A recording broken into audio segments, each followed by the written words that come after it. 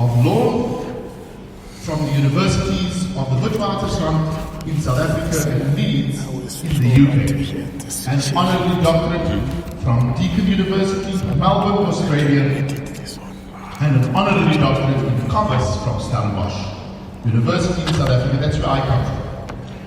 He's Chair Emeritus of the King Committee on Corporate Governance in South Africa, which produced King the First, Second, Third, and Fourth, and Chair of the Good Law Foundation. He is Chair Emeritus of the International Integrated Reporting Council in London and of the Global Reporting Initiative in Amsterdam, and a member of the Private Sector Advisory Group to the World Bank on Corporate Governance.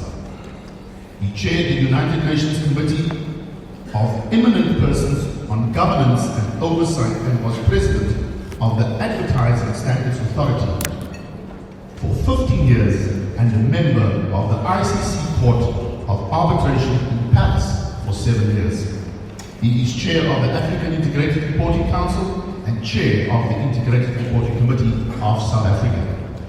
He has received Lifetime Achievement Awards for promoting quality corporate governance globally from the ICGM, the Asian Center for Corporate Governance, the Indian IOD, and the Regenesis Business Group. He is a Fellow of the Royal Society of Arts and Commerce, Honorary Fellow of the Institute of Chartered Accountants of England and Wales, of the Institute of Internal Auditors of the UK, of the Chartered Institute of Management Accountants, of the Certified Public Accountants of Australia, of the Chartered Institute of Public Relations of the UK, of the Chartered Secretaries and Administrators and Chartered Director of South Africa. He is the patron of the Good Governance Academy, which holds colloquia on critical governance issues and distributes a memorandum to over 2 million members of local and international institutions. He has been a Chair, Director, and Chief Executive of several companies listed on the London, Luxembourg, and Johannesburg Stock Exchange. He has consulted, advised, spoken on legal business, advertising, sustainability, and corporate governance issues in over 60 countries, and has received many awards from the international bodies around the world, including the World Federation of Stock Exchanges and International Federation of Accountants. He is the author of 5 books on governance, sustainability, and reporting, the latest being The Auditor Quo Vedas. He sits as an arbitrator and mediator internationally. It is my honor this morning, and the topic, Conscious Corporate Leaders Promoting Sustainable Development. Please welcome to the stage, and please welcome to the stage, and keep clapping. And that's what we're going to do at the whole 63rd Annual IPM Convention Exhibition until the speaker is on this beautiful white stage. A good man, Professor Mervyn King.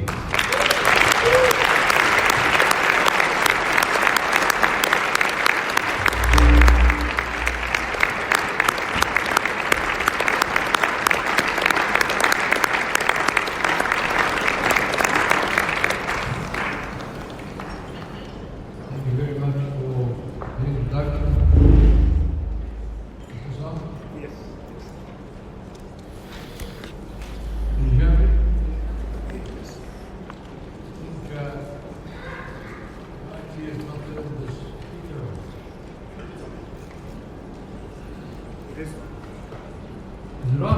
Yes. Yes, it does. Well, thanks for the introduction. And I have spoken in many countries, including Botswana. The topic that I've been asked to address you on today is around conscious leadership, promoting sustainable development. The first thing I want to make you aware of is that I was asked to deal with corporate leaders. But of course there's leadership in many factions, including government. And there's a big question whether in our government today we have conscious political leaders.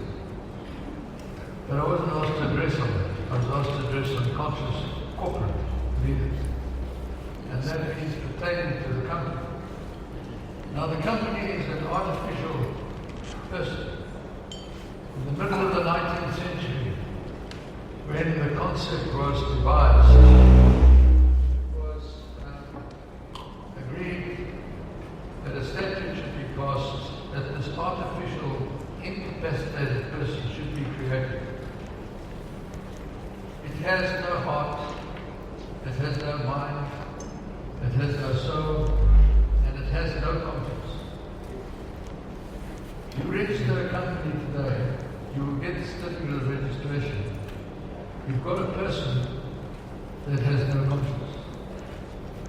Whether it turns out to be a responsible corporate leader with fearless leaders depends on its individual leaders, because they have the heart, mind, and conscience. This was one of the motivating factors that caused me beginning as there to launch the Good Governance Academy, which the thesis of the Good Governance Academy is that last year some 17,000 young South Africans, over 90% being African South Africans, black South Africans, got MBA degrees. Over 9,000 got postgraduate degrees. When a person studies business science, they study it in order to go into business. When a person studies accountancy, they study accountancy and some go into business. When a person studies law, they study law to go into law and some go into business. But those who study business science all go into business.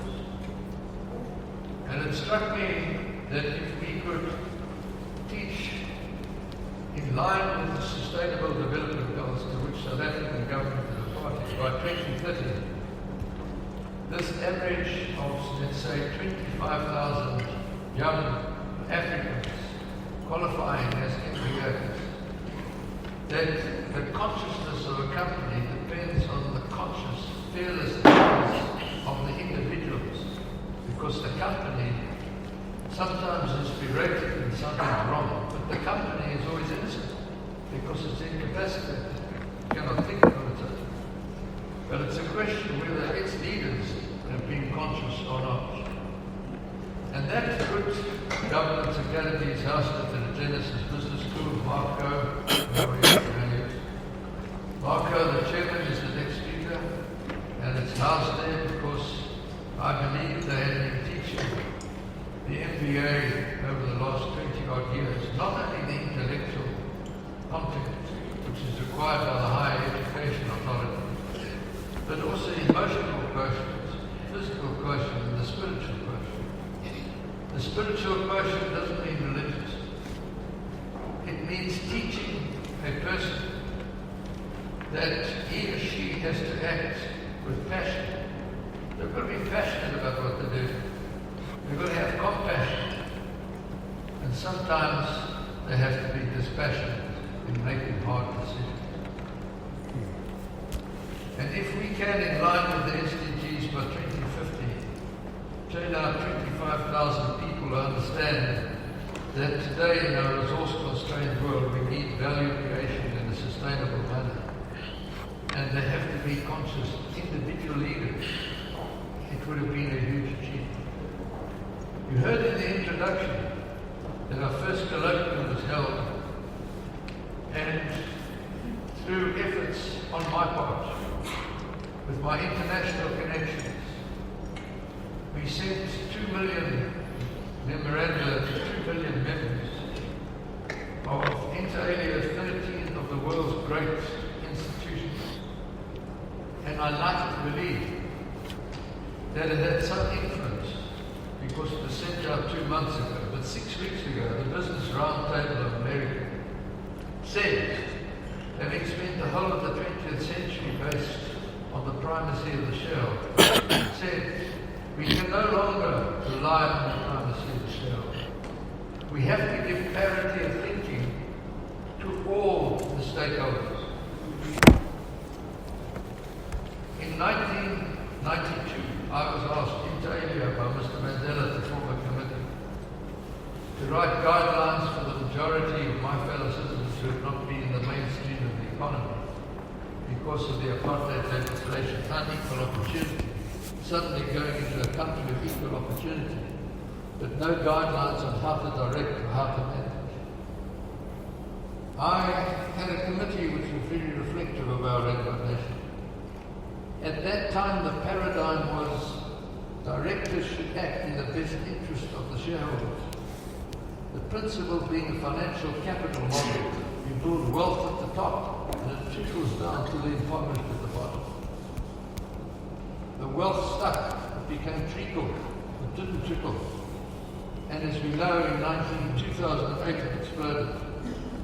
And today we have inclusive capitalism, which means that the business model of the company should be such that the leaders, conscious leaders, steer the business of the company to be at the junction of the economy, society, and the environment.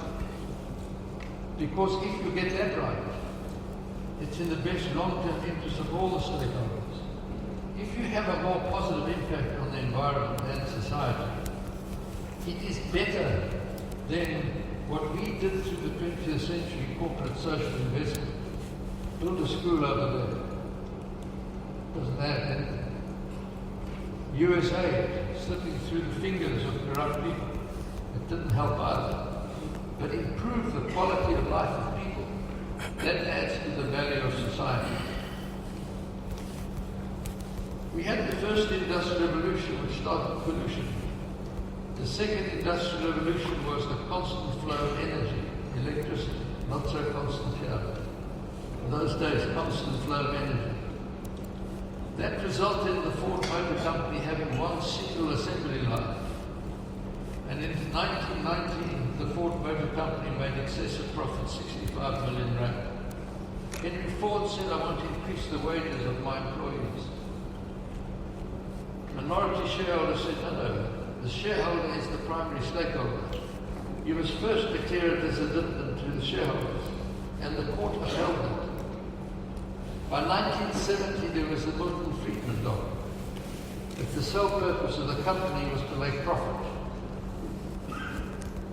without any consideration for society and environment. Mr. Friedman, his answer had to be yes, because we know that the 20th century was a century of unsustainable development. We had the third industrial revolution of the 70s, the computer age, which expedited research. That expedited research showed that suddenly the makeup of the market capitalization of companies around the world, what were additives in a balance sheet according to financial reporting standards, was no longer making up the majority of the value. That's the slide which is on the screen. Expedited research showed by 1997, have a look, in 1975, 83% were additives in a balance sheet according to financial reporting standards. It moved to 68%. Then it moved to 32%. Then it moved to 20%, 16%, and the latest figures are showing 14%. Hence my last book, The Auditor, Quo Vadis. If the external auditor is going to focus only on the financial, we've got a problem. And that's why, in the very first colloquium, the first talk was, how should young accountants be taught? At Monash University in Melbourne, compulsory subjects are music and art, because they want accountants to start thinking Latin. Because a lot of the work accountants do today is being done by blockchain, AI, IoT. They have to change their thinking. And we have to change the way young people are taught. So, in 2015, South Africa was one of the governments that agreed to the Sustainable Development Goals. But the context of being a conscious corporate leader depends on the times you live in. During the 20th century, the successful corporate leader was the one who led his or her company to have increased profit, increased share price, and increased dividend. Those were the three criteria, no matter how you got them. Today it has changed. Today the critical question that is asked is, how has the company made its money? If the company has made its money with such an adverse impact on the environment that holistically it's actually destroying value, then it's of no use to society. And the company was created by society for society in the middle of the 19th century. So CSR and CSI are actually yesterday's concepts. The modern thing of integrated thinking and integrated reporting is in the business model of the brewer of beer, for example. Those conscious corporate leaders will build into the business model how they're going to conserve water. It's part of the strategy of the business. It's no longer something an add-on in a silo. This is why integrated thinking is changing the mindsets of companies around the world. And I do travel the world as Chairman Emeritus of the International Integrated Reporting Council. Last week I was in Italy and I opened in Milan the Italian Center for Integrated Thinking and Integrated Reporting. A change of mindset in Italy. A change of mindset in the realization that paradigms continue thinking in silos, human resource in one silo, financial capital in another silo. All these things are absolutely integrated 24/7, including the relationship between the company and stakeholders. It's a symphony of relationships and the resources used by the company. So value today is seen through a sustainable lens, and the conscious corporate leader will steer his or her company to be at the junction of the three critical dimensions stated by the Sustainable Development Goals for sustainable development, namely the economy, society, and the environment. And Sustainable Development Goal 17 is collaboration. You heard Mr. Naka mention collaboration.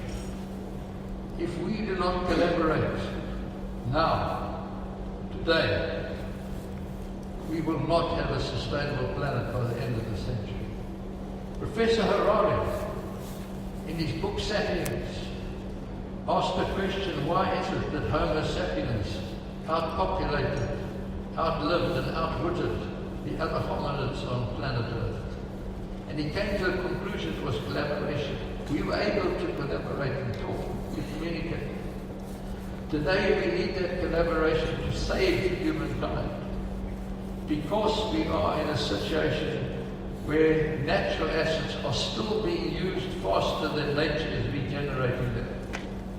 We are continuing in corporate terms to eat into shareholder funds.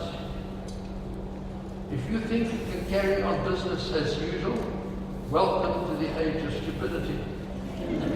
Think about it.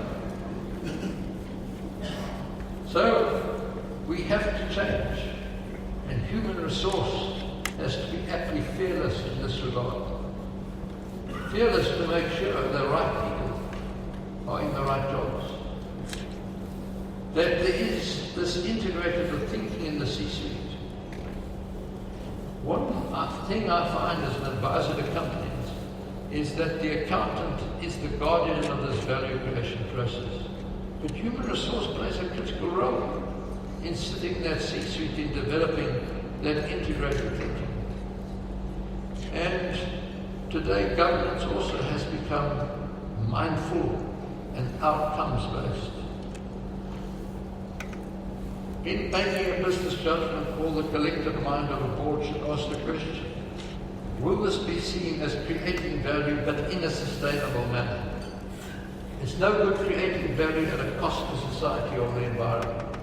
That's not being a conscious corporate leader. Have we got adequate and effective controls in this company with informed oversight of the board? So when management presents a proposal, the board is informed and can question what management proposes. The third thing, is there trust and confidence in that company, in the community in which the company operates? The fourth thing is there legitimacy of operations? Now those are outcomes where up until 2017, as you all know, government mindless tick box approach to governance and a grudge compliance. Today it's mindful. You have to apply your mind to the business judgment calls to which you all become a party in the integrated world in which we live. So, you will know that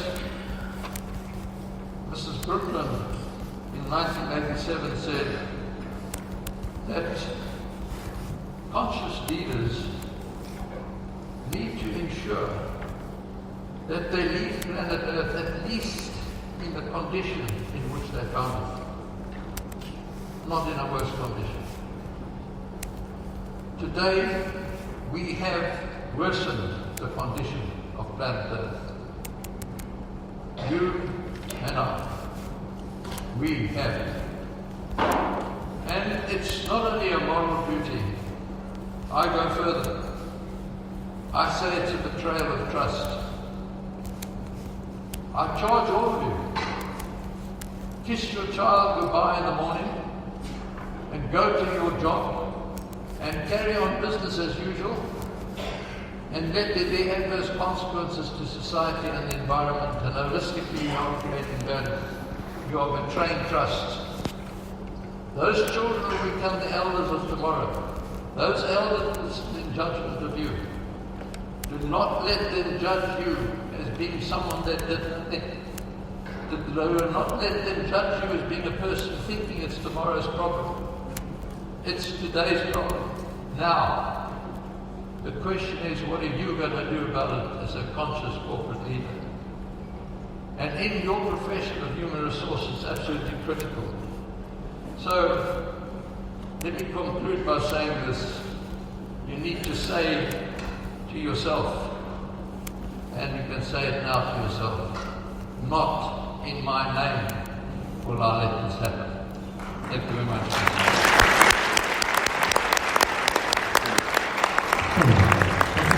Professor, can you stand up with me 2 seconds? We've got some questions for you quickly from the audience that has come in, and I think they are valuable questions. I think the one question here that stands out for me, and we can answer that, is will HR standards become part of King Report in the future?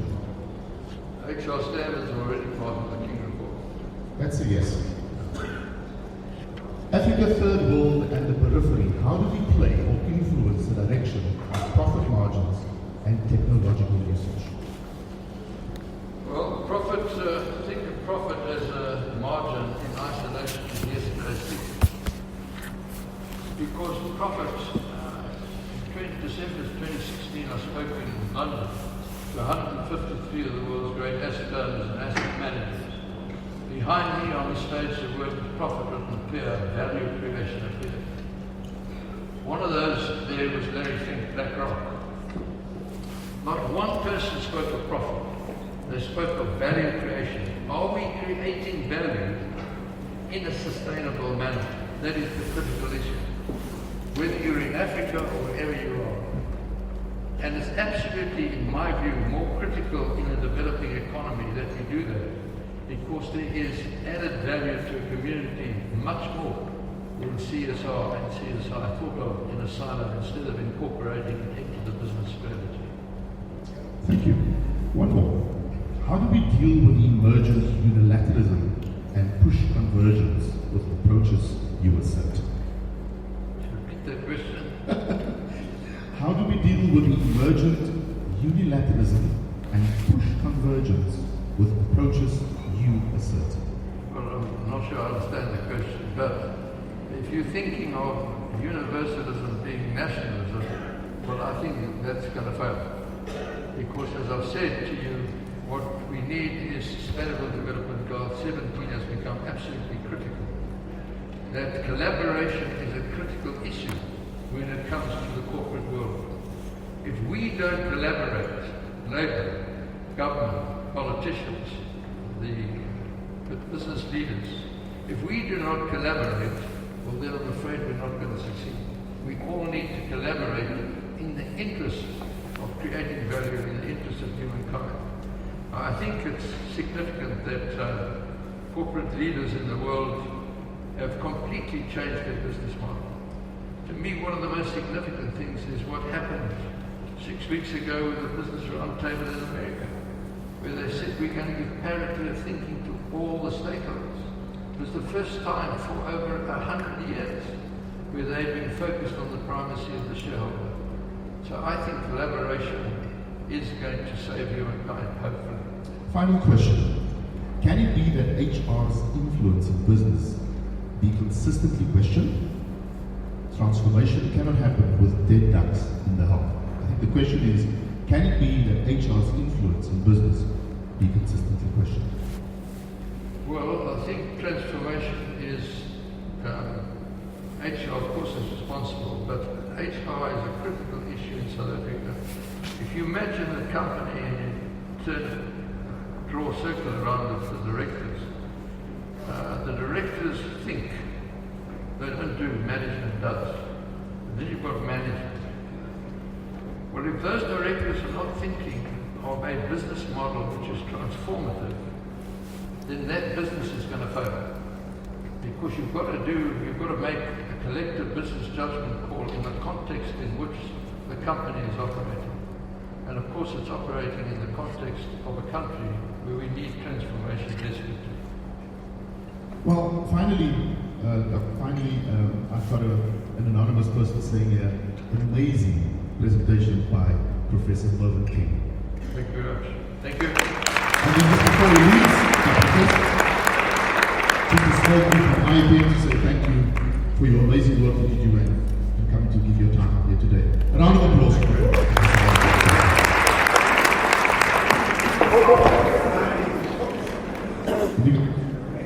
You got it this one? They've so done? Alright. So, are you guys all happy with how Slido is working? I can't do all the questions. We just take a few of the ones.